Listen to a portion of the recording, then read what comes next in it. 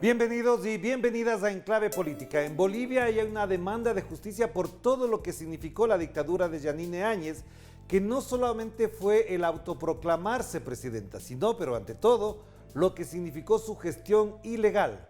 2 masacres con casi 40 muertos, actos de corrupción, persecución política y un hostigamiento sostenido a luchadores sociales, periodistas nacionales y extranjeros, entre lo más destacado. A ello se suma que en esta semana se conoció del rechazo que hizo la Corte Penal Internacional al pedido de Áñez para procesar al expresidente Evo Morales. Pero no olvidemos algo muy importante: el rol que desempeñó la OEA y en particular su titular Luis Almagro. ¿Quedará impune? ¿Habrá alguna acción legal y judicial en Bolivia para sancionar como a Áñez, a quien promovió y justificó el golpe de Estado en noviembre del 2019? De esto queremos conversar con Héctor Arce Saconeta, embajador de Bolivia en la OEA, a quien agradecemos por participar en este programa. Embajador, qué gusto tenerla acá. ¿Cómo está usted? ¿Qué tal, Orlando? Un gusto saludarlo y, por supuesto, a las órdenes de las consultas suyas. Un placer estar en Telesur. De entrada le queríamos pedir para que nos contextualizara en qué circunstancias está ocurriendo este juicio que prácticamente se ha demorado mucho tiempo de procesar a la dictadora Yanine Áñez. ¿Hasta dónde va a alcanzar? ¿Qué es lo que se espera de este proceso judicial? Que no es solamente uno, para aclarar, sino son 2 o 3 sobre lo que significó el golpe de Estado del 2019. Bien. Como usted dice, Orlando, lo que ocurrió en Bolivia fue una situación tremenda, una situación terrible que no debe volver a ocurrir jamás en ninguna otra parte del mundo. Yo creo que hay una conciencia generalizada sobre este hecho. En Bolivia, el año 2019, vivimos un verdadero quiebre constitucional, un golpe de Estado, un derrumbamiento de la democracia, de la institucionalidad republicana. Y esto se dio, como usted decía, en principio a partir de un informe ilegal, fraudulento, incorrecto, lleno de falsedades, emitido por el secretario general de la Organización de Estados Americanos en la madrugada del domingo 10 de noviembre del año 2019. Ese mismo día, en la mañana, se insurreccionaron las Fuerzas Armadas, lo que obviamente claramente consigna un golpe de Estado. Que una institución armada le pida la renuncia a un presidente constitucional no es otra cosa que un golpe de Estado, un quiebre constitucional, una interrupción abrupta de la democracia. Se sumó la policía, la violencia se tornó extrema contra varios funcionarios del gobierno del presidente Evo Morales, situación que forzó ese mismo día, en horas de la tarde, la renuncia del presidente, que se da en aras de evitar un mayor enfrentamiento entre bolivianos y como una medida necesaria para la pacificación del país, evitar un derramamiento de sangre por toda la violencia y el odio que las fuerzas conservadoras, las fuerzas de derecho habían sembrado en nuestro país. Ante esta situación y ante esta crisis premeditadamente preparada, largamente preparada por sectores conservadores, 2 días después, una persona que no estaba en la línea de sucesión constitucional, una persona que no estaba llamada para ser en ninguna circunstancia presidenta del país, se hace del poder sin estar en la línea de sucesión constitucional y lo hace en base al uso de la fuerza. Lo hace con el respaldo de las Fuerzas Armadas, lo hace con el respaldo de los poderes fácticos que en ese momento gobernaban Bolivia, lamentablemente. Para ello, la señora Yanine Áñez Chávez, sin estar en la línea de sucesión constitucional, primero hace una pantomima, se sienta a la cabecera de la Cámara de Senadores de la Asamblea Legislativa Plurinacional, dice que asume la presidencia, lo hace sin quórum, lo hace sin que haya una sesión, se baja inmediatamente al hemiciclo principal donde sesiona la Asamblea Legislativa Plurinacional y también sin quórum, sin nada, lee un papel en el que dice que asume la presidencia del país y sin ser embestida por nadie, sin jurar ante nadie, sin prestar un mínimo informe, un mensaje al Congreso, a la Asamblea Legislativa Plurinacional, como le llamamos en Bolivia, se traslada hacia Palacio de Gobierno y es un oficial de las Fuerzas Armadas el que le ha de imponer la banda presidencial y la medalla de Simón Bolívar, que son los símbolos patrios de nuestro país, a partir de lo cual ha de ejercer un poder de facto, ha de ejercer un poder en los hechos basado en la violencia. Al día siguiente, nada más un día después, la señora Áñez se dictar un decreto supremo al día 14 en la madrugada, 14 de noviembre, un decreto supremo que es conocido en Bolivia como el decreto supremo de la muerte, mediante el cual exenta de responsabilidad penal a los miembros de las Fuerzas Armadas que cometan represión. Al día siguiente, en una primera masacre, la masacre de Sacaba, con 11 muertos, y 3 días después, el 19 de noviembre, la segunda masacre, de las más graves masacres, la masacre de Sencata, con otro tanto superior de muertos. En total, suman 38 muertos, 38 personas que perdieron la vida, cientos de personas heridas, cientos y miles de personas detenidas, perseguidas, procesadas indebidamente, algunas exiliadas, algunas asiladas en embajadas. Fue el caso mío, yo estuve asilado durante un año con otros exministros del presidente Evo Morales en la residencia de la Embajada de México en La Paz, con grandes sufrimientos personales, sufrimientos para nuestra familia, toda una ola de represión que tuvo su génesis, que tuvo su origen justamente en esta serie de violaciones constitucionales, en esta serie de acciones de hecho que le hicieron a la señora Yanine Áñez Chávez, presidenta inconstitucional del país. Ya, pero ahí Nuestra le planteo una Constitución pregunta Política del puntual, Estado, nuestra embajador, ley de que tiene leyes, que ver fue ampliamente violada durante este proceso, estos días que son justamente los que están ahora en juicio, Orlando. Pero, embajador, le pregunto, ¿cuáles son las acusaciones que pesan sobre la señora Yanine Áñez? ¿Cuál es la figura penal, legal, judicial que podría llevarle a que le condenen por esos delitos que acaba usted de describir? Hay dos tiempos y hay dos situaciones, Orlando. Una primera situación, un primer tiempo está en lo que hace la señora Yanine Áñez Chávez y algunas personas, los miembros de las Fuerzas Armadas, durante el 10, el 11 y el 12 de noviembre del año 2019, que son justamente los hechos que estoy narrando yo. Que asuma, se autoproclame presidenta sin estar en la línea de sucesión constitucional, que viole francamente la Constitución al no leer la carta de renuncia del presidente Evo Morales, al autonombrarse, al no jurar ante nadie, son preceptos específicos que están en la Constitución, y al hacerse del poder en base al uso de la fuerza, en base al uso de las Fuerzas Armadas.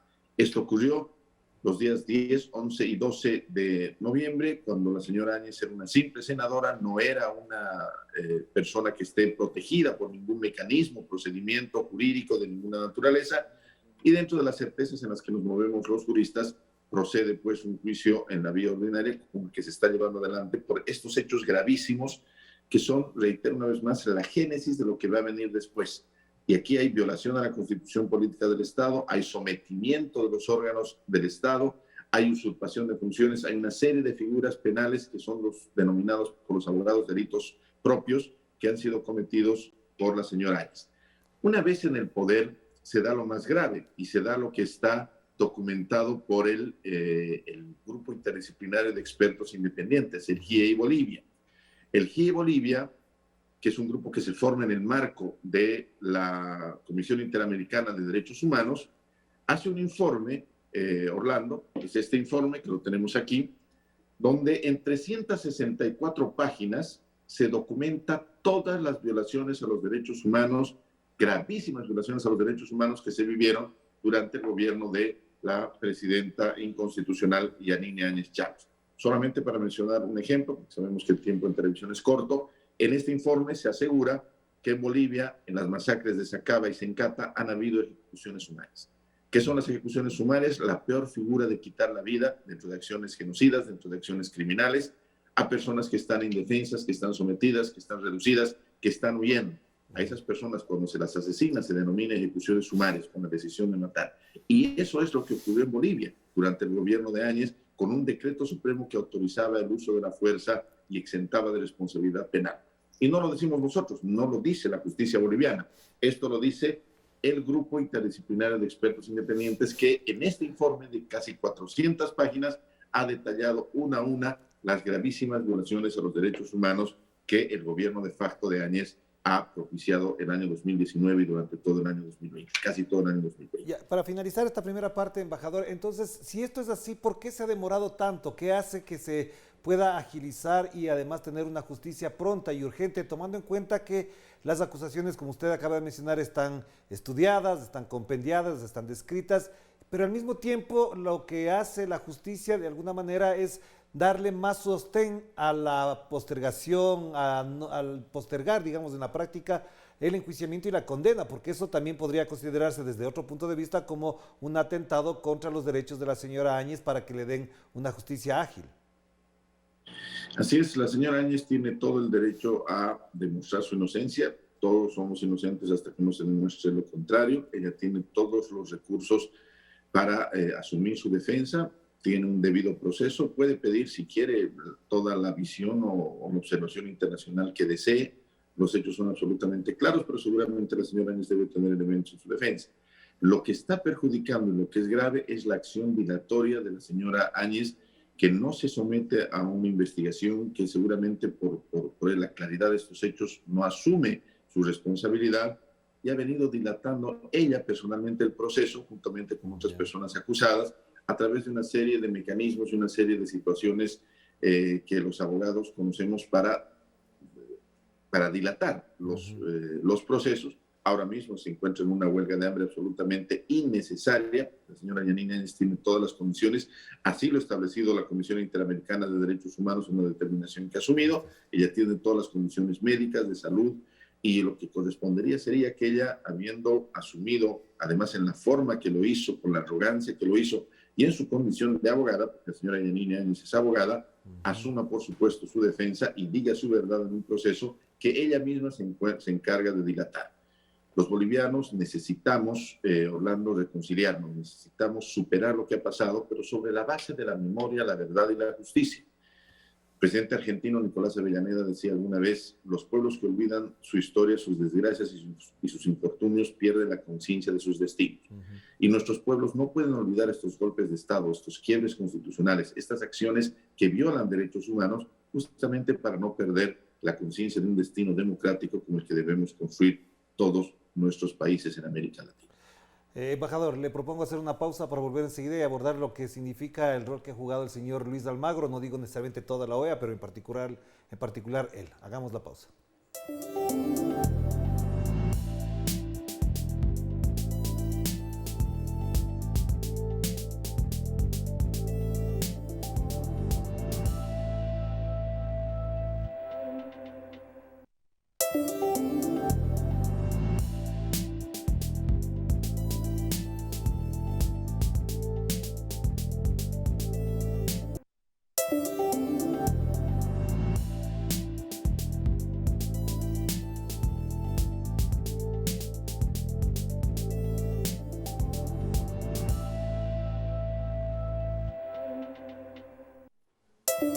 Estamos de vuelta aquí en Enclave Política y seguimos conversando con el embajador de Bolivia en la OEA, Héctor Arce. Embajador, le pregunto, ¿usted se siente cómodo de compartir en la sede de la OEA las tareas, las sesiones con el señor Luis Almagro? ¿Hasta dónde esto que debe haberle marcado a usted, no solamente en su vida personal, sino en su vida incluso en calidad de embajador ahora, le puede dar comodidad para hablar con quien fue incluso el promotor de lo que acabamos de mencionar en la primera parte?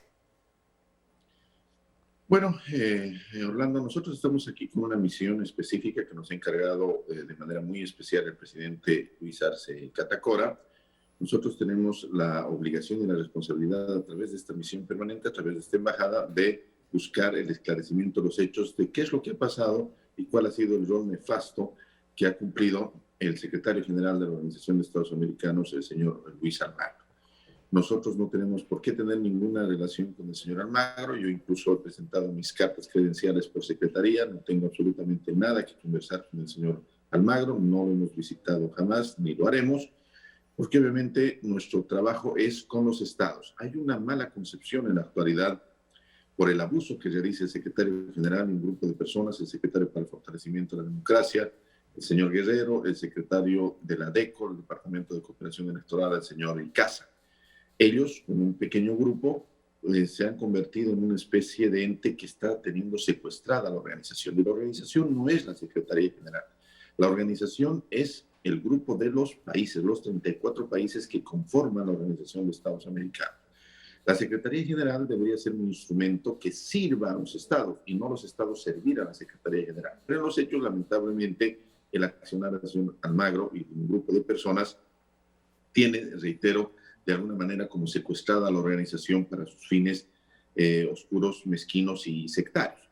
Nosotros hemos dejado desde el primer momento muy clara nuestra posición, hemos denunciado en varios consejos permanentes, el canciller Rogelio Maita lo ha hecho en la Asamblea General de la organización en el mes de noviembre del año pasado, y recientemente nosotros hemos presentado una queja ya nuevamente al Consejo Permanente de la organización sobre una situación irregular, sobre todo lo que ocurrió en Bolivia. Un poquito para recordar, Bolivia firma un acuerdo con la Secretaría General de la OEA en un momento de crisis para que se haga una auditoría de integridad electoral a las elecciones del 20 de octubre del año 2019.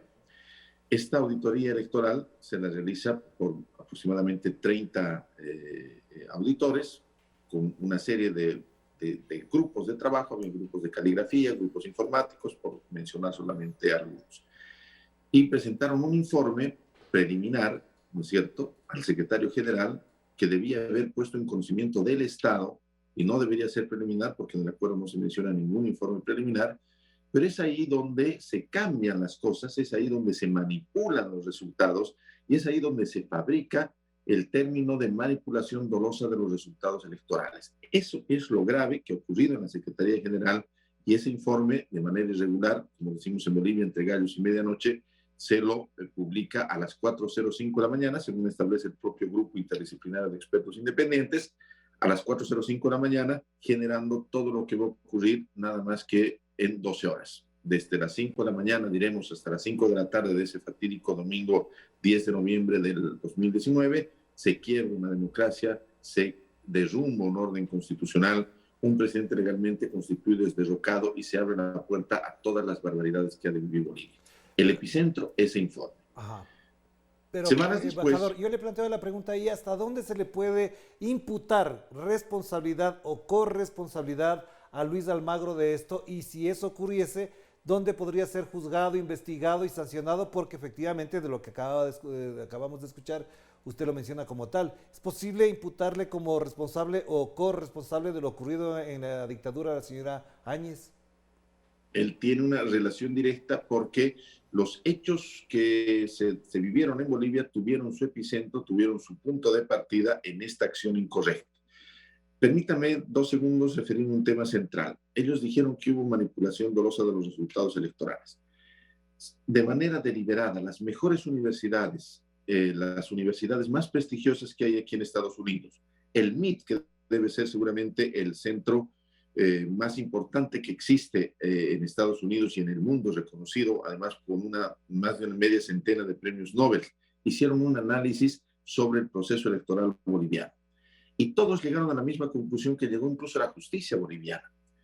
Nunca hubo ninguna manipulación dolosa de los resultados electorales. Ese fue un invento, fue una situación creada ni siquiera por los funcionarios que fueron a hacer la auditoría en Bolivia, sino directamente en la Secretaría General. Este hecho es reafirmado, Orlando, por la negativa que tiene el señor Luis Almagro a entregar la documentación de esa auditoría electoral. Si las misiones de observación electoral son el mayor orgullo de la OEA, son lo más transparente de la OEA y son lo más alentado por gobiernos como el gobierno de Estados Unidos, ¿por qué no hacer de estas misiones transparentes? ¿Por qué no entregar la documentación que le ha costado a un gobierno, a un país, a un pueblo, el quiebre constitucional, el derrumbamiento de su democracia? Yo hago notar aquí, lo he hecho en otros medios, que en 10 oportunidades, mediante 10 comunicaciones diplomáticas oficiales, le hemos pedido al señor Almagro que entregue la documentación pública de esa auditoría, esos informes de esos 30 funcionarios, lo que hicieron los jefes de área, y hasta el día de hoy no encontramos la más mínima respuesta. Durante 10 comunicaciones que hemos tenido incluso que llevarlas al Consejo Permanente, hemos solicitado esa información y no la entregan. Y a la pregunta suya, ante la claridad de estos hechos, amerita pues una investigación en el seno mismo de la Organización de Estados Americanos. Una investigación que establezca la verdadera falsedad, la verdadera mentira, el verdadero fraude ha estado justamente en ese informe preliminar del 10 de noviembre y en el informe definitivo del 4 de diciembre, que establecen una situación totalmente contraria a la verdad y al derecho. Tenemos el acuerdo de varios países, hemos hecho un evento en la misma OEA, los hemos invitado nuevamente a que den su verdad y no lo hacen, quieren esconder. Y bueno, esta es una situación que no está para nada cerrada. El propio gobierno de los Estados Unidos está tramitando, el Congreso de los Estados Unidos está tramitando una ley, una cápita especial dentro de una ley, la ley de apropiaciones, que establece que la Secretaría de Estado, la Cancillería de aquí de Estados Unidos, solicita información oficial ante la Secretaría General de la OEA de qué es lo que ha pasado en las elecciones del año 2019. Este es un tema abierto, es un tema que amerita una investigación y una vez que se establezca la verdad en esa investigación imparcial, independiente, que es lo que estamos impulsando y en lo que no va a cejar Bolivia por nada hasta finalmente conseguirla, se establecerán las responsabilidades directas e individuales de los actores que participaron en el quiebre constitucional. Pero Con esto entonces, cierro, la frente a eso, OEA yo es le una planteo organización teóricamente para defender las democracias y en nuestro caso fue una organización para derrumbar una democracia. Entonces, embajador, le planteo la pregunta, ¿hasta dónde es factible? Le consulto, porque además es entendible la situación. ¿Se puede mantener Bolivia dentro de la OEA, tomando en cuenta que, por ejemplo, ya presidentes como Andrés Manuel López Obrador han dicho que ya no tiene ningún sentido la OEA tal como está? Y además algunos países efectivamente ya sobre la OEA no tienen ninguna confianza de orden político y mucho menos de orden institucional. ¿Vale la pena permanecer en la OEA? Ese es un tema de constante análisis, no solamente de nuestro país, sino de otros países. Y bueno, conociendo la organización un poco de cerca, hay serios problemas, ¿no? Hay muy graves problemas dentro de la organización. Ahí tenemos, por ejemplo, una representación de un gobierno que no existe. Es lo que a mí más me llama la atención y me llama hasta la irrealidad, porque es realmente increíble ver un embajador de un señor Guaidó, un embajador que no representa a nadie y que, como si fuera una persona imaginaria de un mundo imaginario, tiene derecho a voz y derecho a voto, incluso en las reuniones de la organización. Son las irregularidades, las violaciones al principio de primacía de la realidad, los sesgos terribles de una organización que ya tiene sus cuestionamientos. Recordemos que la OEA hace 60 años, un año como este, justamente en el año 1962, expulsó a Cuba, la expulsó en un acto absolutamente vergonzoso, después ha tratado a la misma organización de que vuelva, Cuba no ha querido, pero obviamente hay situaciones que son por demás irrisorias y hay una absoluta inoperancia también de la organización en función de la solución de los problemas de los estados. Esta situación se ha visto particularmente agravada en la Secretaría General del señor Luis Almagro, que obviamente, pese a ser un canciller del señor Pepe Mujica, del gran Pepe Mujica, el expresidente uruguayo, ha demostrado un servilismo, un sometimiento y actitudes verdaderamente reprochables, no dignas de una persona que a veces se confunde él mismo con la organización. Yo recuerdo a la Secretaría General de José Miguel Insulza, por ejemplo, que estuvo 10 años a la cabeza de la OEA, con quien trabajamos nosotros, el gobierno del presidente Evo Morales. Yo en ese momento era ministro de Defensa Legal, viceministro de la Presidencia, y tuvimos una relación armoniosa, y muchos países tuvieron una relación armoniosa con el señor Insulza, porque obviamente era una persona que servía, como debe ser un secretario general, servía a la organización y no se servía para fines oscuros, mezquinos y sectarios, como está ocurriendo ahora, lamentablemente. Los hechos, la verdad, tienen que salir a la luz. Hay una gran conciencia en los países, hay varios pedidos de investigación y nuestra lucha aquí es una lucha de resistencia, día a día peleando por el esclarecimiento necesario de los hechos. En Bolivia, más allá de lo que haya ocurrido con Venezuela, con Nicaragua, con México, con otros países, en Bolivia podemos decir con una certeza absoluta que una organización que debía defender la democracia, que teóricamente tiene incluso una carta de defensa de la democracia, que se ha formado el año 1948 para defender la democracia, en los hechos en Bolivia fue la causa, la razón del quiebre constitucional y la interrupción de una democracia que este 10 de octubre hubiera cumplido 40 años en nuestro país y que fue abruptamente interrumpida con el terrible saldo de violaciones a los derechos humanos y el terrible saldo de heridas profundas que aún están cicatrizando en la búsqueda de la justicia en nuestro país, Orlando.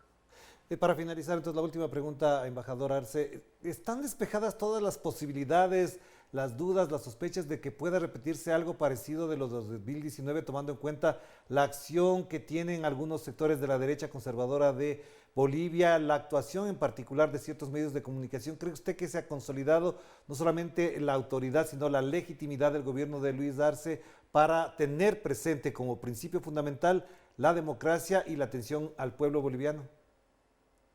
Yo creo que en Bolivia vivimos la mejor de las democracias, y permítame explicarle esto, Orlando. Vivimos la mejor de las democracias en la región porque increíblemente ha sido el propio pueblo boliviano quien primero ha pedido elecciones, se ha movilizado por las elecciones. La señora Yanine Áñez, con el pretexto de la pandemia del COVID-19, no quería llevar adelante las elecciones, postergó durante varias ocasiones, presionaba al órgano electoral para que se posterguen, pero finalmente la determinación del pueblo hace que hayan elecciones.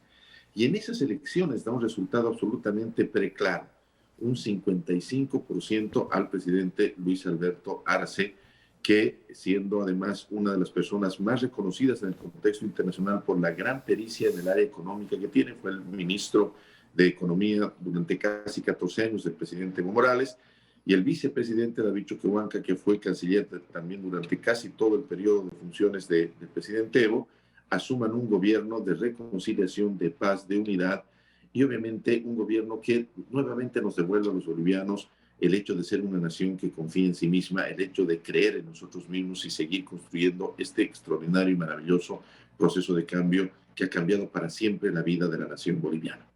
Por supuesto que los peligros siempre acechan. Por supuesto que hay una derecha que todavía seguramente no debe entender qué es lo que ha pasado. Ellos no deben entender cómo es que, llegando al poder como llegaron, solamente han durado un año. Y la respuesta está justamente en lo que hicieron. La respuesta está en las violaciones a los derechos humanos que cometieron, en la forma como gobernaron, en el odio, en la hazaña que mostraron contra gente inocente a la cual perjudicaron lamentablemente. La memoria del pueblo es sabia, la memoria del pueblo es sana y siempre tiene que mantenerse alerta. El propio expresidente Evo Morales ha conducido una movilización histórica ahora en el mes de noviembre pasado, una marcha multitudinaria que llegó en respaldo al presidente Arce, y el pueblo está atento defendiendo su institucionalidad, su democracia y un proceso de cambio que lo asume como él, que lo asume como la respuesta a tantos años y tantas décadas de olvido, de marginalidad, de discriminación. Bolivia es un país diferente, es una nación diferente, es una nación que cree en sí misma, es una nación que se construye a sí misma, y esto ha de seguir por la voluntad del pueblo boliviano. Gracias, embajador. Le mando un abrazo. Qué gusto tenerlo por acá. Muchas gracias. Gracias al embajador Héctor Arce, embajador de Bolivia en la OEA, a propósito de lo que se está viviendo en estos momentos en Bolivia, y también a propósito del análisis que se hace del rol que juega la OEA y en particular su secretario general. De esto seguiremos conversando. Cuídense mucho, que la pasen bien. Chao, chao.